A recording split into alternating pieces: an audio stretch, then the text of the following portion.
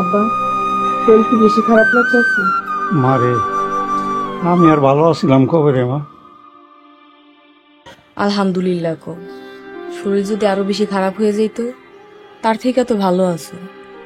কত মানুষের তো দুনিয়াতে বাবাই নাই, তুমি বাইসা আছো, এটাই আমগুলো অনেক কিছু। মা রে, এইভাবে বাইসা থাকার শিখা মইরা যাও না অনেক ভালো রে মা। তুমি মইরা যাইবা?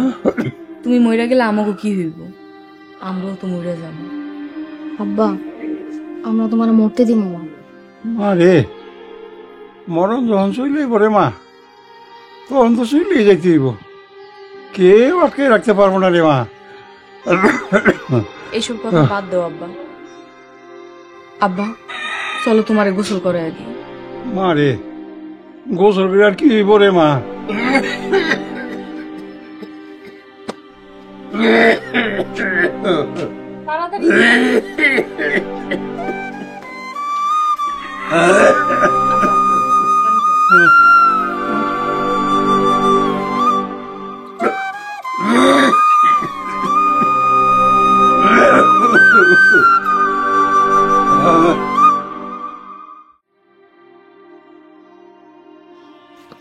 কি রান্না করছস রে মা? ডাইল আর ভাত।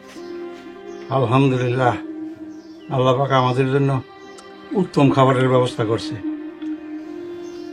ঠিকই কইছি, ডাইল আর ভাত আমগুলো উত্তম খাবার। না, ভাত দিও না।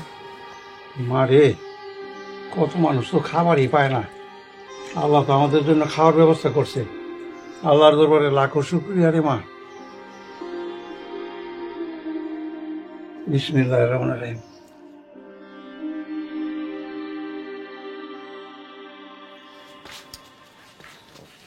খাচ্ছেন তাই আর সালাম দিলাম না। কেমন আছেন? আলহামদুলিল্লাহ, ভালো আছি। বাবা, তুমি কে? তোমার তো চিনলাম না। কাকা, সে আমার খালাতো ভাই। মা ললিতা, মেহমান রে বসতে দে। না আঙ্কেল, বসবো না। আসি মালা, চল। ললিতাপু, তুমি বিকালে আমাদের বাড়িতে যাইও।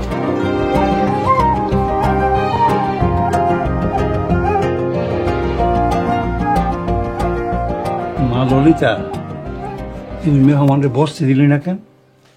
আব্বা, আমরা গরিব মানুষ, বড় লোকের থেকে দূরে থাকাই ভালো। মা রে, তোর তো কথা আমি কোনো কিছুই বুঝতে পারলাম না। তোমার কিছু বুঝতে হইব না, তুমি খাও। আমার আর খাইতে ভালো লাগতেছে না রে মা। তুমি যদি না খাও আরো অসুস্থ হয়ে যাবে, শরীর দুর্বল হয়ে যাবে। খাও।